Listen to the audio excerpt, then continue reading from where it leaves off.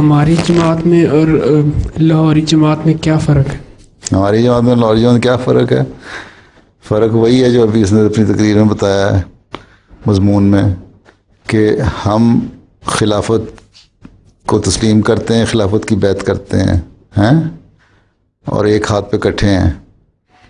لاہوری جماعت یا پیغامی یا غیر مباح جو ہیں وہ کہتے ہیں کہ خلافت کی ضرورت نہیں، بلکہ انجمن جو ہے وہ سب کچھ ہے، انجمن انتظامی بھی ہے، اور اب حضرت مسیح علیہ الصلوۃ والسلام کے بعد کسی روحانی سلسلے کی ضرورت نہیں ہے، بس انتظامی سلسلہ کافی ہے جو انجمن کی صورت میں ہوگا۔ تو اس لیے وہ خلافت کی اطاعت سے باہر ہیں اور ہم خلافت کی اطاعت میں ہیں، فرق یہ ہے بڑا، ٹھیک ہے؟ اس لیے ان کے ایسٹر ختم بھی ہوتے جا رہے ہیں۔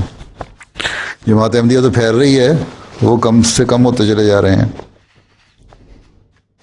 کیونکہ انجمنیں تو نہیں کوئی چلا سکتی روحانی سلسلے۔